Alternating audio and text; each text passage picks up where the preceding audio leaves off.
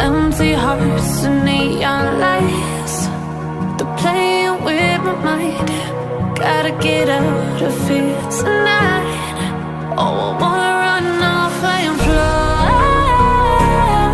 and I'll tell myself it's fine to be alone, just to find somewhere that finally. Assalamualaikum warahmatullahi wabarakatuh. Alhamdulillahirabbil alamin. Wabihi nasta'in ala umuri din wadin.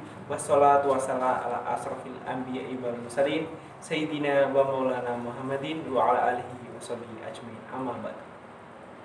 Pertama-tama marilah kita panjatkan puja dan puji syukur kehadirat Allah Subhanahu wa taala yang telah melimpahkan rahmat, hidayah serta inayahnya kepada kita semua sehingga kita bisa berkumpul atau bermuajah dalam kesempatan kali ini dengan keadaan sehat walafiat. Amin ya rabbal alamin.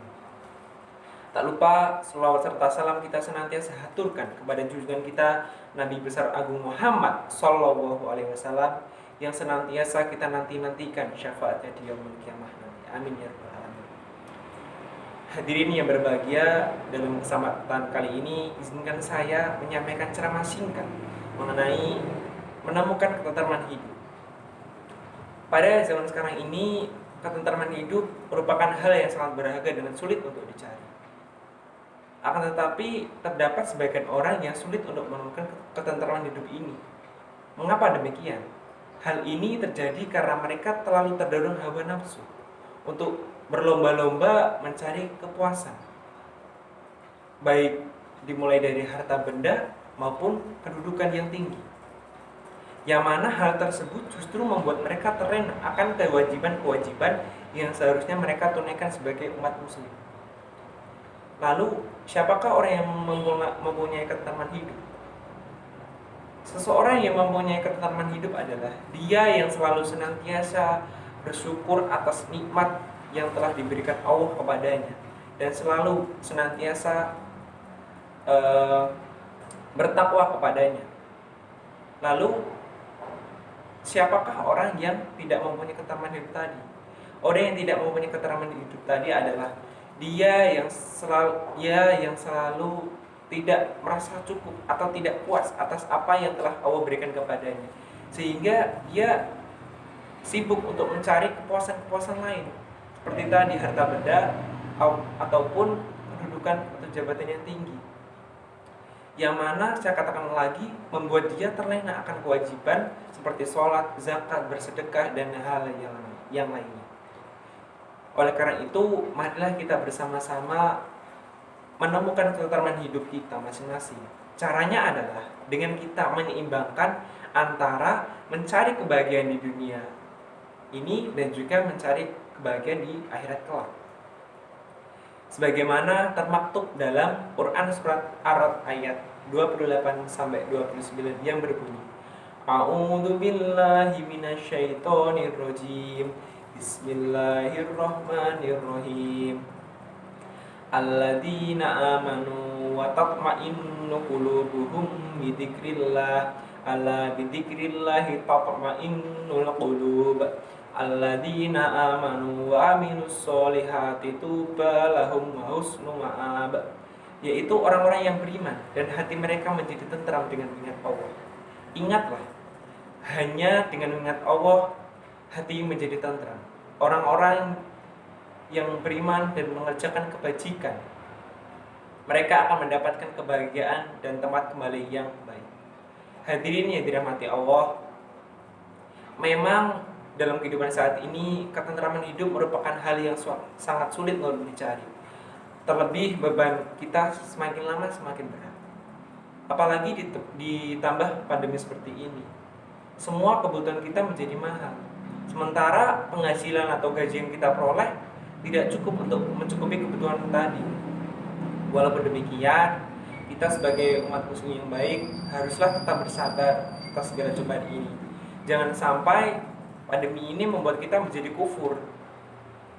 Kita tetap harus senantiasa berusaha, berikhtiar dan berdoa kepada Allah Subhanahu wa taala dan berdoa agar pandemi ini segera berakhir. Amin.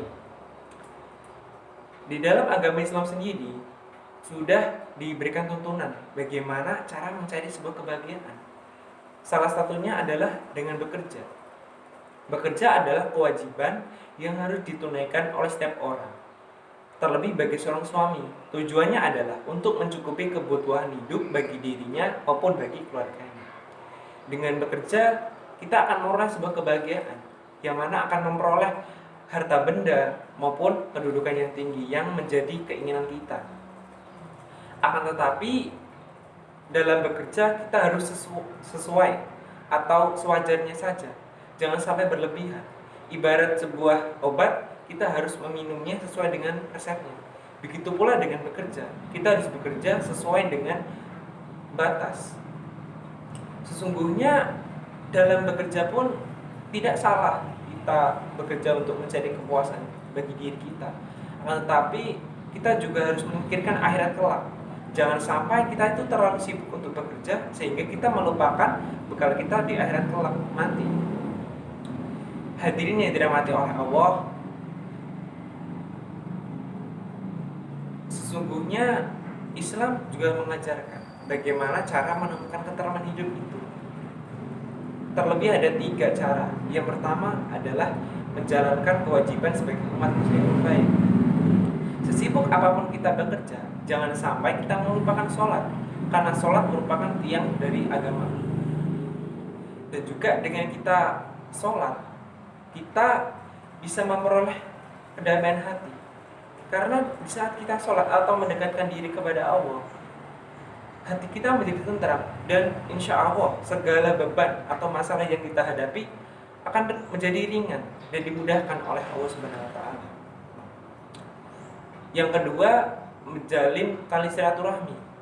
Menjalin tali silaturahmi itu sangatlah penting dan sangatlah berharga. Karena dengan tali silaturahmi ini akan mempererat tali persaudaraan di antara kita, sehingga akan memperoleh perdamaian antara umat manusia. Dan yang ketiga atau yang terakhir adalah mencari rezeki dengan cara yang halal. Dengan kita bekerja dengan cara yang halal, insya Allah kita akan memperoleh ketentraman hati dan kebarokan di dalamnya.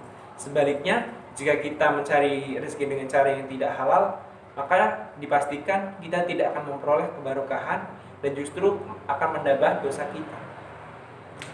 Demikian yang dapat saya sampaikan mengenai menemukan ketentraman hidup. Semoga kita beserta keluarga mampu menemukan ketentraman hidup kita dengan cara menyeimbangkan antara kehidupan di akhirat dan di dunia, ataupun dengan cara yang lainnya. Cukup sekian dari saya, semoga bermanfaat. Kurang lebihnya saya mohon maaf. Akhirul kalam, wabillahi taufiq wal hidayah. Assalamualaikum warahmatullahi wabarakatuh.